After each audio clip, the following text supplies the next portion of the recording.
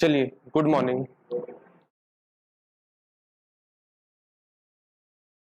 चलिए, हमें कौन सा अब्बा तंत्र देखना था आज? नर्मदा का अब्बा तंत्र देखना था ना। गंगा का अब्बा तंत्र जो सबसे बड़ा अब्बा तंत्र था वो कंप्लीट हो गया है। ठीक है, अब कौन सा पढ़ना है? जो मध्य प्रदेश का दूसरा सबसे बड़ा अब्बा तंत्र है। 6 अब्बा तंत्र देखना है हमें ना। तो पहला तो पूरा कंप्लीट हो गया, मैंने सब कुछ बता दिया आपको। ठीक है, अब दूसरा लिखिए। आज बहुत इंपॉर्टेंट नदी है मध्य प्रदेश की ये। पहले लिखिए नर्मदा अपवाह तंत्र। नर्मदा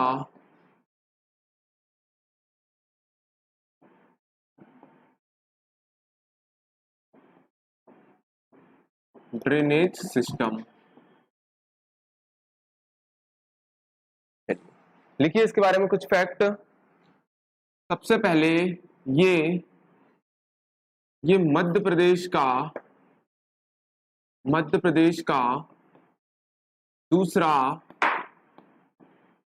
दूसरा सबसे बड़ा अब्बा तंत्र है।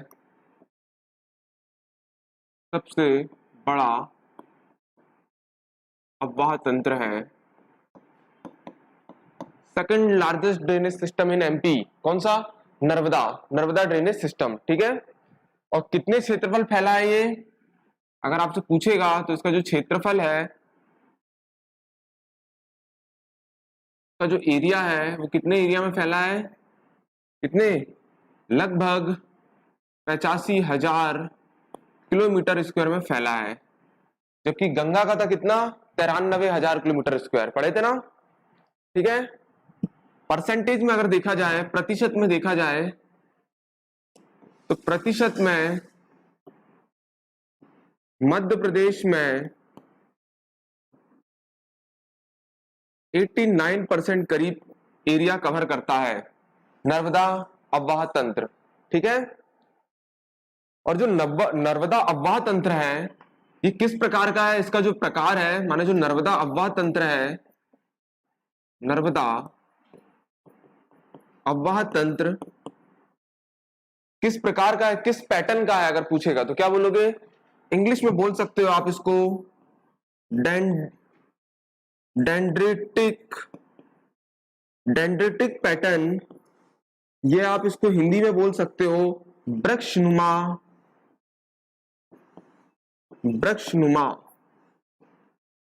आप देखे होंगे नर्मदा पुरी जो पश्चिम से पूर्व बहती है, उसके आसपास इधर से कुछ नदी मिलती है। इस टाइप का जो पैटर्न है इसको फॉलो कर रही है, इसलिए इसको हम बोलते हैं वृक्षनुमा पैटर्न, ये डेंड्रिट पैटर्न। समझ में आ रहा है? लिख लीजिए। अगर इसका पैटर्न पूछेगा तो आपको बताना है कौन सा? वृक्षनुमा। ठीक है, डेंड्रिट पैटर्न कहते हैं इसको। ठीक है, समझ में आ रहा है? जैसे हमने पढ़े थे ना, चंबल नदी कैसी सुपर इम्पोस्ट थी, अध्यारोपित थी। बताया था ना, पहले चट्टानों में बहती थी, फिर किस पे? मिट्टियों में बहती थी। वैसे अगर इसका पूछे तो कैसा है? वृक्षनुमा। ठीक है, कैसा? डेंड्रिक पैटर्न। समझ में आ रहा है? चलिए और लिखिए।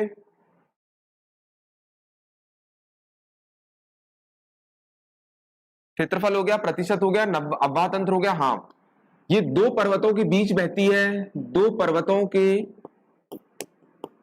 पर्वतों के बीच बहती है। कौन कौन से पर्वत बताइए? कौन से? ऊपर इसके नॉर्थ में रहता है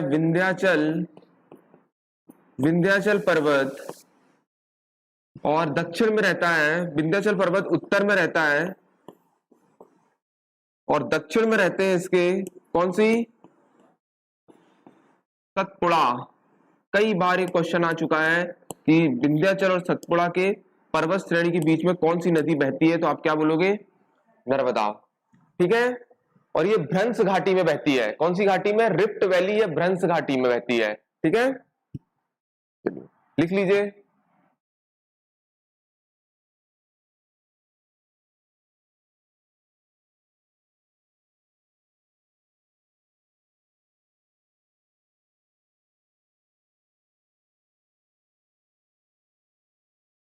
और इस सतपुड़ा के नीचे आ जाती है कौन सी नदी? ताप्ती। और ताप्ती के नीचे हमें देखने मिल जाता है दक्कन का पठार। ठीक है, हो गया। चलिए और लिखिए आगे। यह क्वेश्चन आ चुका है, यह भ्रंश घाटी, भ्रंश घाटी, यह इसको इंग्लिश में बोलते हैं रिफ्ट वैली, रिफ्ट वैली में बहती है।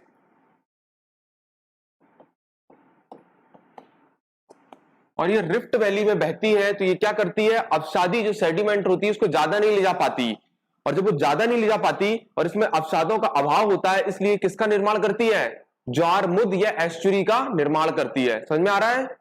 तो लिख लीजिए नर्मदा ज्वारनदमुख या ज्वारनदमुख, इसको इंग्लिश में बोलते हैं एस्चुरी का निर्माण करती है। ठीक है, मैंने आपको बताया भी था कि जितनी नदी अगर पश्चिम से पूर्व बह रही है तो वो किसका निर्माण करेंगी, एस्चुरी का, और जो पूर्व से पश्चिम बहेंगी माने जो बंगाल की खाड़ी में गिरेंगी वो किसका निर्माण करेंगी, डेल्टा का। क्यों? क्योंकि इस साइड ढलान है, स्लोप ज्यादा है, और जहां स्लोप ज्यादा है, अगर हमारा पश्चिम पूर्वी घाट तरफ देखेंगे तो देखना आप, जो पूर्वी घाट है ना उसका स्लोप ज्यादा है, मतलब ढलान ज्यादा है, ढलान ज्यादा तो अवसादी आराम से वहां जाके इकट्ठे होंगे, और जहां पे अवसादी से ही तो किसका निर्माण हो रहा है, डेल्टा का, और जहां पे अवसादी कम है तो वहां पे किसका निर्माण हो रहा है, एस्चुरी का। समझ में आ रहा है? तो ये नदी पूछ ले चाहे ताप्ती पूछ ले, ये सब क्या करती हैं, एस्चुरी का निर्माण करती हैं। और बाकी ये वाली जो नदियां होती हैं, कृष्णा है, गंगा है, कावेरी है, गोदावरी, वो सब किसका निर्माण करती है, डेल्टा का, क्योंकि वहां पे क्या पाया जाता है, स्लोप पाया जाता है, स्लोप पाया जाता है तो अवसादी ज्यादा ले जाएगी, और अवसादी ज्यादा ले जाएगी और वहां पे डिपॉजिट करेगी तो वहां पे क्या होगा, डेल्टा का निर्माण होगा और अनेक धाराएं बनेंगी। क्लियर? समझ में आ रहा है? तो कभी भी अगर तुक्का मारने को भी आए तो आप समझ जाओगे कि अगर पूर्व से पश्चिम से पूर्व की ओर जो नदी बहेंगी वो क्या बनाएंगी, एस्चुरी बनाएगी। क्या बनाएगी, एस्चुरी बनाएगी। और पूर्व से पश्चिम की ओर जो नदी जाएंगी वो क्या बनाएंगी, डेल्टा बनाएंगी। तो क्वेश्चन भी आ चुका है कि बंगाल में खाड़ी में गिरने वाली नदियां क्या बनाती हैं, तो आप क्या बोलोगे, क्या बोलोगे बताओ, एस्चुरी। क्यों?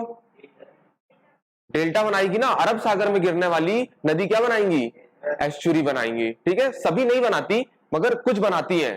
समझ में आ रहा है? चलिए, तो अरब सागर में, अरब सागर में, अरब सागर में, अरब सागर में गिरने वाली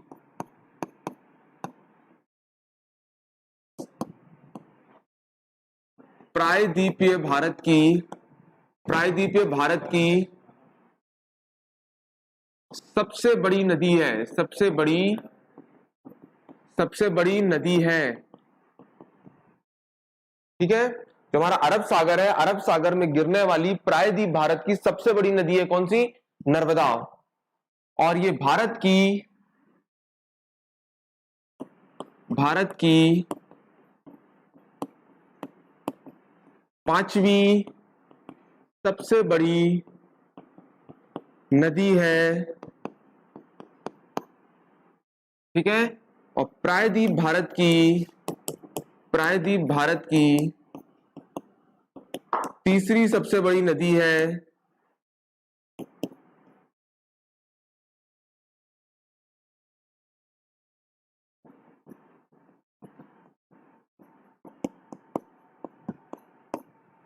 समझ में आ रहा है? और मध्य प्रदेश की, मध्य प्रदेश की सबसे बड़ी नदी है। ठीक है, क्लियर हो रहा है?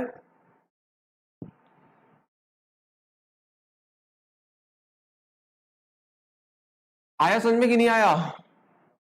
रिफ्ट वैली में बहती है, भ्रंश घाटी में बहती है। ठीक है, नर्मदा ये ज्वारनद मुख बनाती है, एस्चुरी का निर्माण करती है। अरब सागर में गिरने वाली प्रायद्वीप भारत की सबसे बड़ी नदी है, भारत की पांचवी सबसे बड़ी नदी है। प्रायद्वीप भारत की पूछेगा तो तीसरी सबसे बड़ी नदी है। मध्य प्रदेश की पूछेगा तो सबसे बड़ी नदी है नर्मदा, है ना। अब लिखिए इसका उद्गम, इसका ओरिजिन कहां से होता है, कहां से होता है बताइए, मैकल श्रेणी के, मैकल श्रेणी की अमरकंटक पहाड़ी के पास नर्मदा कुंड से निकलती है। और ये वर्तमान में अमरकंटक कौन से जिले में आता है? जिला लिख लीजिए, जिला अनूपपुर, तहसील पुष्पराजगढ़। ठीक है, वहां से इसका उद्गम है, नर्मदा कुंड। और यहाँ पे एक नर्मदा माता का मंदिर भी है, जो किसने बनवाए थे? भोसले लोगों ने बनवाया था। किसने बनवाया था? भोसले लोगों ने। ठीक है,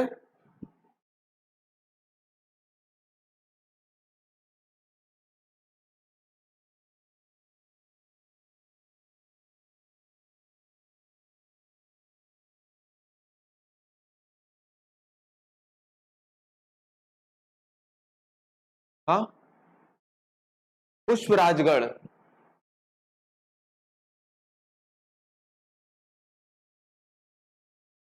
और नर्मदा नदी 12 महीने बहती है, पेरिनियल रिवर होती है ये।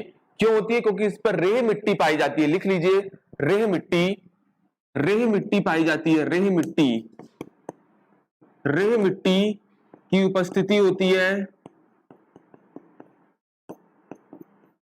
रेह मिट्टी की ये खासियत रहती है, पानी को कम एब्जॉर्ब करती है। समझ में आ रहा है? पानी को कम एब्जॉर्ब करती है। समझ में आ रहा है? इसलिए क्या होता है, ये 12 महीने आराम से बहती है। जबकि सबसे ज्यादा जो मिट्टी पानी सोखती है वो कौन सी होती है? काली मिट्टी होती है, ब्लैक कॉटन सॉइल, जो मध्य प्रदेश में 43% पाई जाती है। समझ में आ रहा है? और इसमें एक मिट्टी पाई जाती है, रेह मिट्टी की उपस्थिति पाई जाती है, जो पानी को बहुत कम सोखती है, एब्जॉर्ब करती है, जिससे ये क्या होता है, 12 महीने बहती है। समझ में आ रहा है? चलिए उद्गम तो हो गया। अगला लिखिए, मोहाना लिखिए, इसका माउथ। मोहाना लिखिए,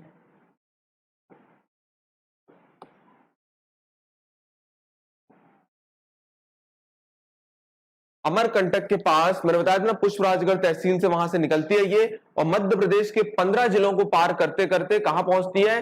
गुजरात। और गुजरात के पास एक जगह पड़ती है जिसका नाम है भड़ौच। वहां पे जाके ये गल्फ ऑफ खंबात या अरब सागर में जाके, वो खंबात की खाड़ी में जाके मिल जाती है, समुद्र में। समझ में आ रहा है? तो लिखिए, गुजरात के समीप भड़ौच नामक स्थान पर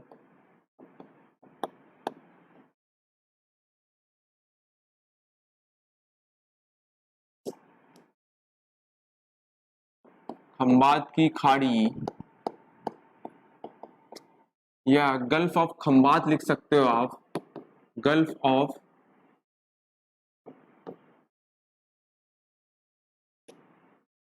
ऑफ खंबात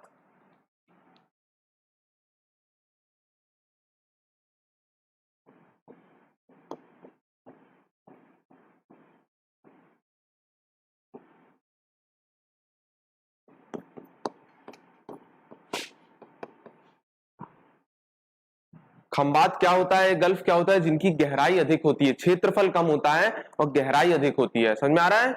खंबात जो एक टर्म है इसकी ज्योग्राफी की, गल्फ मतलब यह अपन खाड़ी बोल सकते हैं। इनमें क्या होता है, गहराई ज्यादा होती है और क्षेत्रफल क्या होता है, कम होता है। समझ में आ रहा है? वहां पर जाके ये मिल जाती है। ठीक है, समझ में आ रहा है? बाद में यहां से जाके कहां चले जाती है ये? अरब सागर में। तो ये नदी कहां पे गिरती है, अगर पूछेगा आपको, कहां गिरती है? अरब सागर में। और किसका निर्माण करती है? एस्चुरी का निर्माण करती है। समझ में आया? चलिए आगे देखिए, और क्या बचा? हाँ, अन्य नाम लिखिए। इतने नाम है कि इनके तो बहुत नाम है। अन्य नाम क्या क्या बोला जाता है इनको? हाँ, सबसे प्राचीन नाम ऐसा करके लिखिए, प्राचीन नाम बोला जाता है रेवा। ठीक है, उसके बाद लिखिए मैकल सुता। क्यों मैकल सुता बोला जाता है? क्योंकि ये मैकल की पुत्री है मां नर्मदा। ठीक है, एकमात्र ऐसी नदी जो संगमरमर के पत्थर से बीच से होकर गुजरती है, एकमात्र ऐसी नदी जिनको देखकर पाप धुल जाते हैं, ऐसा कहा जाता है। एकमात्र ऐसी नदी जहां से जो पत्थर निकलते हैं वो शंकर के रूप में पाया जाता है, इसलिए इनको शंकरी या शंकरी की पुत्री भी कहा जाता है। मैंने 3 नदियों को आपको बताया था, एक बताया था किसको, बेतवा को बताया था कि शिव की पुत्री बोलना है, एक नर्मदा को शिव की पुत्री बोलना है, और गंगा को भी शिव की पुत्री बोलना है। समझ में आ रहा है? ये 3 चीज कंफ्यूजन मत होना। तो अगला लिख लीजिए शंकरी। इनके यहां से जो पत्थर निकलते हैं ना, देखना तो उनको नर्मदेश्वर करके एक ज्योतिर्लिंग बोलते हैं शंकर जी को। नर्मदा के आसपास बहुत से मंदिर मिलेंगे आपको शंकर जी के, तो देखना वहां पे लिखा होगा नर्मदेश्वर। समझ में आ रहा है? तो ये उसका रीजन है, इनको बोला जाता है शंकरी। यह शिव शिव की पुत्री, ठीक है। और इस शिव की पुत्री लिख लीजिए, यहां पे कंफ्यूज हो जाएंगे आप लोग। शिव की पुत्री एक बेतवा को भी बोलते हैं, शिव की पुत्री गंगा को भी बोलते हैं, क्योंकि जब गंगा, भागीरथी जी ने जब गंगा को लाया था तो वो शिव जी की जटाओं से आई थी, ठीक है। उनका वेग इतना तेज था कि धरती उसको सह नहीं सकती थी, इसलिए उनकी जटाओं से आई थी। तो अपन गंगा को भी शिव की पुत्री कहते हैं, और एक किसको कहते हैं, नर्मदा को, ठीक है। और नाम लिखिए सोमा देवी, सोमा प्रभा,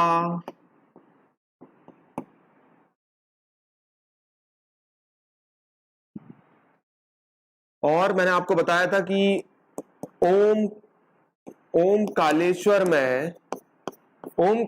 में कावेरी के नाम से जाना जाता है।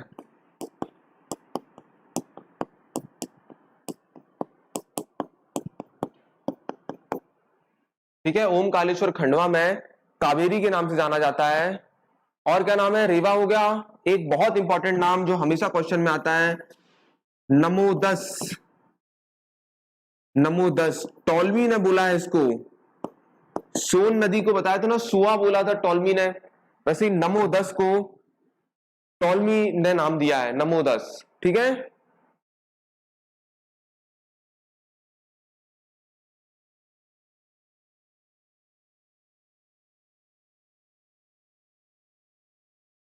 ठीक है, और क्या बोलते हैं, और लिखिए भारत, वो मध्य प्रदेश की हृदय रेखा बोलते हैं इसको, वो उसके उपनाम में लिखिए, अब यही लिख लीजिए, रेवा, मैकल सुता, संकरी, शिव की पुत्री, सोमा देवी, सोम प्रभा, ओम कालेश्वर, ठीक है, और नमोदस, ठीक है। और कुछ बोलते हैं, और बताइए, और क्या बोलते हैं। चलिए ठीक है, सफिशिएंट, ठीक है।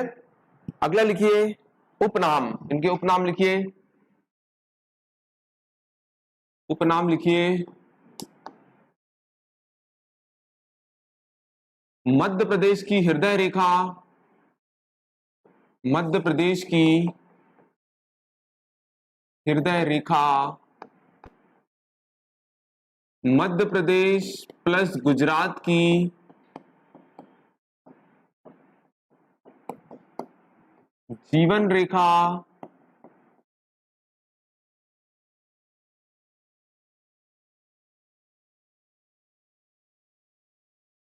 एक नाम इनका बोला जाता है खुशी की नदी। ये क्वेश्चन आ चुका है,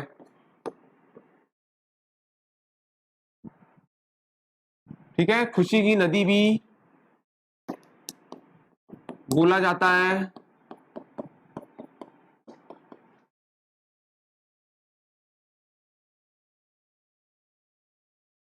और इसे 2017 में जीवित नदी का दर्जा दिया गया है। 2017 में जीवित नदी का दर्जा दिया गया है, समझ में आ रहा है?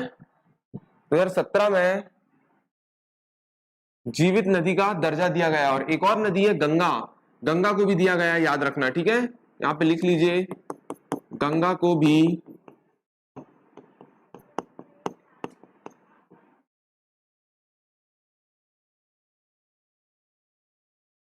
भी जीवित नदी का दर्जा दिया गया है, ठीक है। नहीं नहीं, उसको 2017 में जीवित नदी का दर्जा नर्मदा जी को दिया गया है, और गंगा को भी जीवित नदी का दर्जा दिया गया है, ठीक है।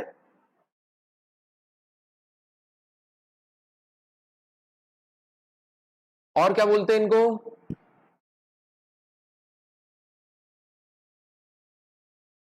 ठीक है, समझ में आ रहा है? चलिए अब लिखिए इनकी सहायक नदियां, सहायक नदी या नदियां लिखिए। क्वेश्चन आ चुका है, कितनी सहायक नदी है इनकी? 41 सहायक या ट्रिब्यूटरीज हैं, उसमें से भी 41 में से कुछ बाएं से आती है, कुछ दाएं से आती है, तो 22 करीब मिलती है बाएं से, बाएं मतलब लेफ्ट, और 19 करीब मिलती है दाएं से, दाएं मतलब राइट से, ठीक है। अब यहां से क्वेश्चन आते हैं कि कौन सी वो नदी है, कुछ महत्वपूर्ण नदी देख लें जो बाएं तरफ से मिलती है, और कुछ नदी जो दाएं तरफ से नर्मदा में मिलती हैं। 1000 से करीब ज्यादा परियोजनाएं चल रही हैं नर्मदा नदी में, ठीक है। बहुत बड़ी नदी कहलाती है, और ये 5वीं सबसे बड़ी नदी है भारत की। मगर ये कौन सी दिशा में बहती है? पश्चिम से पूर्व दिशा में बहती है, तो पश्चिम से पूर्व दिशा में बहने वाली भारत की सबसे बड़ी नदी है, ठीक है। चलिए एक यहाँ पे दिशा लिख लीजिए, डायरेक्शन लिख लीजिए, कहां पे बहती है ये। कई बार आ जाता है उल्टी दिशा में बहने वाली नदी, तो ये है ताप्ती है, और दामोदर घाटी, एनसीईआरटी में दामोदर घाटी भी देखने मिलता है, ठीक है। नहीं तो मुख्यतः नर्मदा और ताप्ती को माना जाता है। और नर्मदा और ताप्ती क्या हो रही है? आपस में समांतर बह रही हैं। मैंने आपको पढ़ाया था, जब नर्मदा पढ़ा भी रहा तब भी आपको बताया था, अगर पूछ ले कि विंध्याचल, सतपुड़ा, नर्मदा और ताप्ती, तो ये चारों क्या है? एक दूसरे के समांतर है। अगर क्वेश्चन पूछ ले तो बता दोगे ये सब एक दूसरे क्या है? समांतर है। समांतर बह रही है कि नहीं बह रही है? ठीक है, इनकी दिशा लिख लीजिए, कहां से कहां बहती है, बताइए कहां से कहां बहती है। हाँ, माने पश्चिम की ओर बहती है, पश्चिम की ओर, पश्चिम की ओर बहती है ना।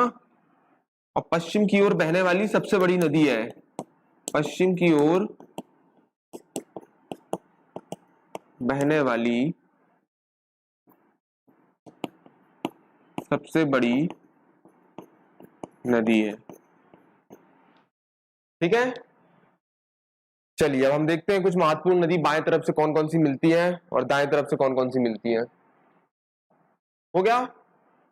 हो गया कि नहीं हुआ? लिखिए, पहले लिखिए बाएं ओर से, थोड़ा इसको ट्रिक से याद रखिए, ठीक है। बाएं से एक कॉलम बनाइए, बाएं से, बाएं नदी का कोड है बा, बा बस लिखना है आपको। बा से तो आपको याद रखना है बरनार, बरनार और बंजर, ठीक है। शाह से याद रखना है शेर, शक्कर, दा से याद रखना है देनवा, और कौन सी बहती है? दूधी, ठीक है। और बाकी याद रखना है आपको तवा, छोटी तवा,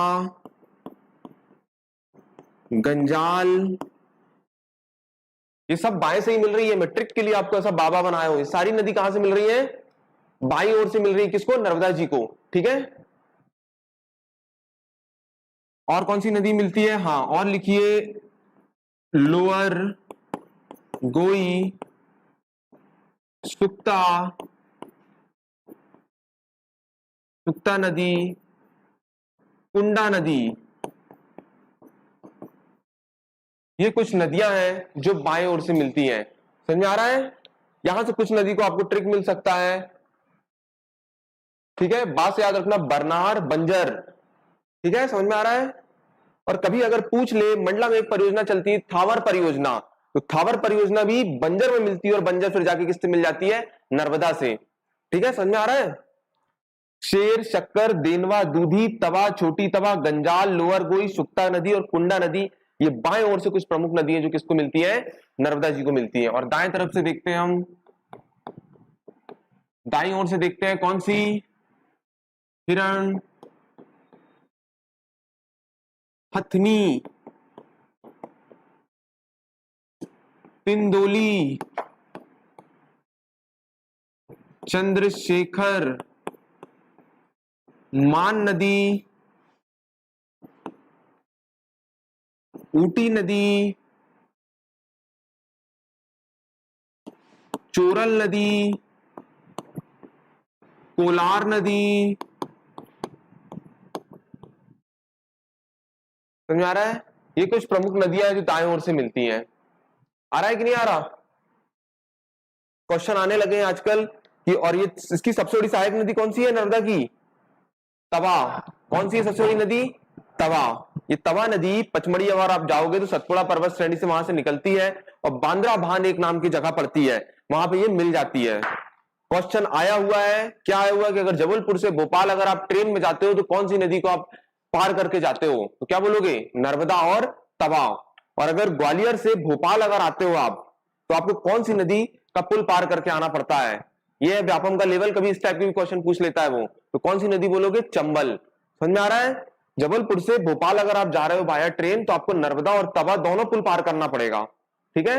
और अगर आप ग्वालियर से भोपाल आ रहे हो तो आपको कौन सा नदी पार करना पड़ेगा? चंबल। याद रखिए, ठीक है? हो गया, लिख लिए? चलिए इसको आप डायग्राम में देख लीजिए। एक नदी बह, नर्मदा नदी को, ये नर्मदा नदी बह रही है, क्यों? क्योंकि कहां से बहती है? पूर्व से। पूर्व से कहां बहती है? पश्चिम में बहती है। तो कहां से निकलती है ये? अमरकंटक। और कहां पे जाके गिरती है?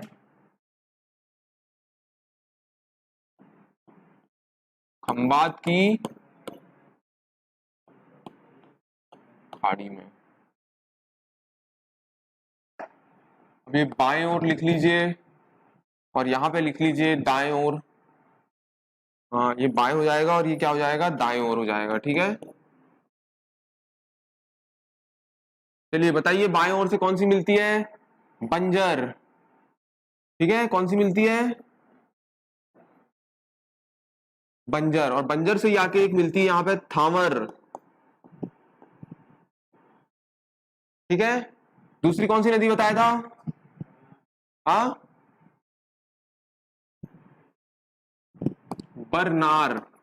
अच्छा दाएं साइड में एक नदी और जोड़ लीजिए, बारना नदी। दाएं साइड में एक नदी और जोड़ लीजिए, बारना। दाएं ओर से और एक नदी मिलती है, बारना। ठीक है, वो सॉरी, मैंने इसको उल्टा बना दिया, ऊपर बनाना चाहिए इसको। नीचे से तो दाएं वाली मिलेंगी, ऊपर से बाएं वाली। मतलब एक मिलेगी बंजर, ठीक है, एक मिलेगी कौन सी? और बंजर से कौन सी मिलेगी? थामर। दूसरी कौन सी थी? बरनार। आगे शेर नदी। आगे शक्कर। ये नरसिंहपुर के पास कभी आप भोपाल जाओगे, है ना, NH 44 से, तो वहां पे आपको सक्का नदी मिलेगी, क्योंकि उस नरसिंहपुर शक्कर का क्षेत्र है, उसी के नाम पे वहां पे रख दिया गया था सक्का नदी। ठीक है, और कौन सी नदी थी? दूधी। और बताइए? देनवा। और तवा नदी। और छोटी तवा। और कौन सी? कोलार। ये सीहोर के पास देखने मिलती है। और चोरल, पूछता है चोरल परियोजना कहां पे? इंदौर में देखने मिलती है। और कौन सी? क्या? अच्छा, हाँ हाँ हाँ हाँ। और कौन सी बताया था, बताइए? सुक्ता नदी। सुक्ता, कुंडा, और लोई। ये बड़वानी के पास देखने मिलती है आपको। ठीक है, और अब देख लीजिए दाएं ओर से जो नदी मिलती है वो कौन कौन सी है? हिरण, हथनी, बारना नदी, और कोलार,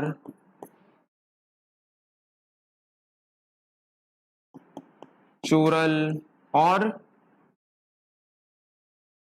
और कौन सी नदी? सिंदोली, है ना। ये धार के पास देखने मिलती है मान नदी, ऊटी नदी, ये कुछ इसका है। और आपको ये दिख रहा होगा किसका? वृक्षनुमा टाइप का स्ट्रक्चर दिख रहा होगा, इसलिए इसको हम क्या बोलते हैं? Dendritic pattern. समझ में आ रहा है? क्लियर हो रहा है कि नहीं हो रहा है?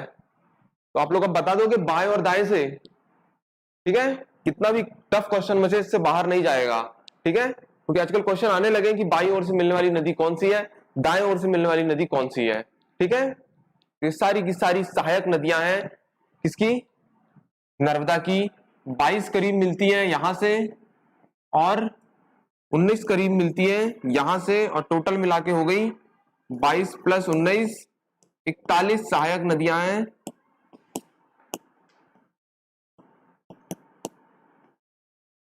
इसकी, नर्मदा की। क्लियर?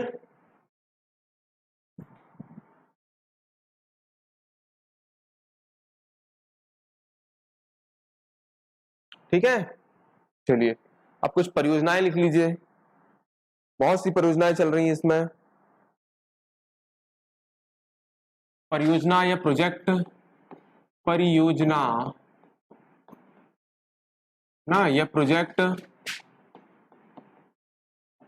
एक और बता दूं आपको, अभी इस पे 2016 में चली थी नमामि देवी नर्मदा यात्रा, वो इसके संरक्षण और इसके संरक्षण के लिए चलाई गई थी, नमामि देवी नर्मदा यात्रा, ठीक है। 2016 में शुरू हुई थी, 11 दिसंबर 2016 में शुरू हुई थी, और ये 148 दिन चली थी, और मई 2017 में इसकी समाप्ति हुई थी। अमरकंटक से इसकी शुरुआत हुई थी, 148 दिन चली थी, ठीक है। तो वो भी याद रखिए, है ना। क्यों चलाई गई थी? उसके संरक्षण के लिए चलाई गई थी, ठीक है। और कहां से?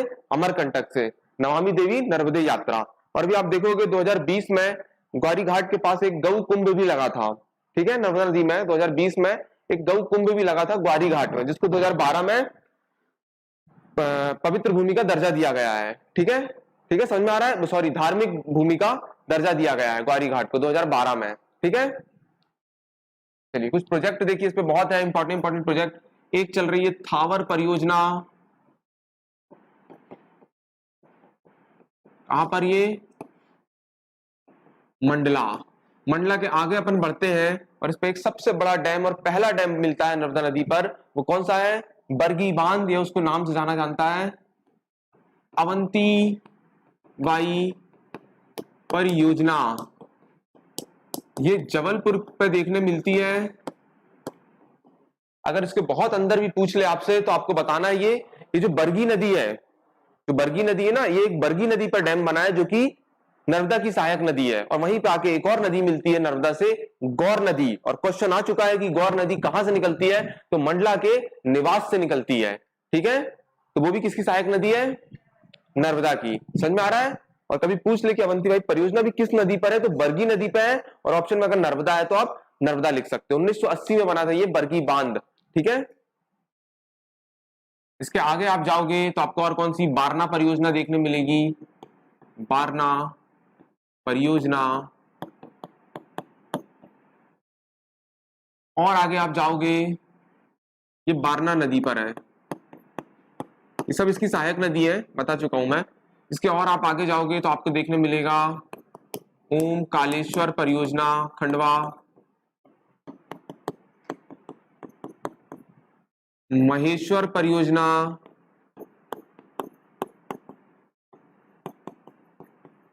ये खंडवा में है,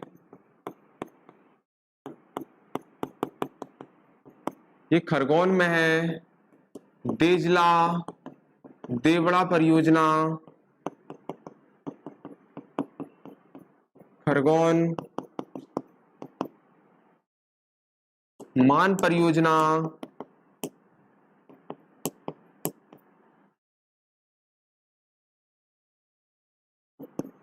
धार में है, एक चोरल परियोजना, इसकी इस पे है या इसकी सहायक नदी पर है? इंदौर में है, कोलार परियोजना सीहोर में।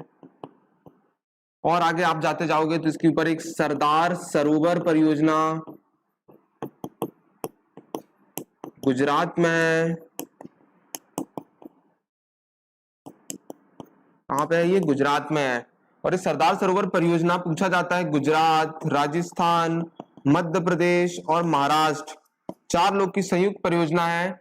1960 में पंडित जवाहरलाल नेहरू ने खुद इसकी स्थापना करी थी और अभी बहुत चर्चित में रहा है ये, क्योंकि मोदी जी आए थे और यहाँ पे इसको क्या किए थे? इनोग्रेट किए थे फिर से। और ये एक डैम है अमेरिका में, ग्रांट कूली, उसके बाद ये दूसरा सबसे बड़ा कंक्रीट का बांध है ना।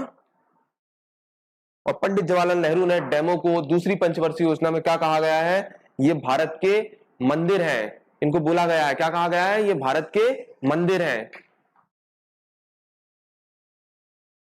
सरदार सरोवर परियोजना। और अभी यहाँ पे बहुत चर्चित में है, अभी यहाँ पे सरदार वल्लभ भाई पटेल की सबसे बड़ी मूर्ति, विश्व की सबसे बड़ी मूर्ति 182 मीटर की राम सुतार जी ने बनाया है। और रीवा से डायरेक्ट केवड़िया तक के लिए एक ट्रेन भी चालू हुई है, ठीक है, इसके टूरिस्ट को बढ़ाने के लिए। समझ में आ रहा है? ये कुछ परियोजनाएं चलती हैं किस पे? नर्मदा नदी पर, ठीक है।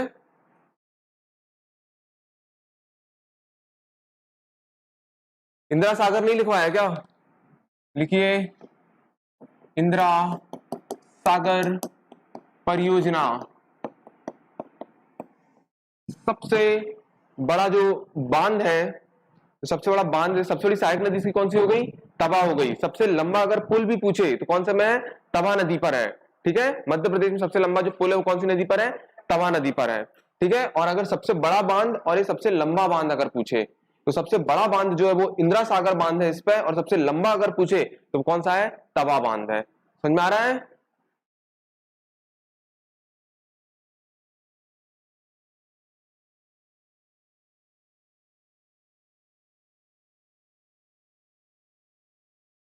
और नर्मदा नदी 3 राज्यों में बहती है, कौन कौन से? मध्य प्रदेश, गुजरात और राजस्थान, ठीक है। समझ में आ रहा है? ये सरदार सरोवर परियोजना भी मैं अभी आपको और बताऊंगा। 57 और कितना 33 का रेशो होता है इसका। जो 57% जो पानी होता है ना उसका उपयोग हम करते हैं, और बाकी जो रिमेनिंग परसेंट हो जाएगा कितना बचेगा? 43%। तो 43% कौन यूज करता है?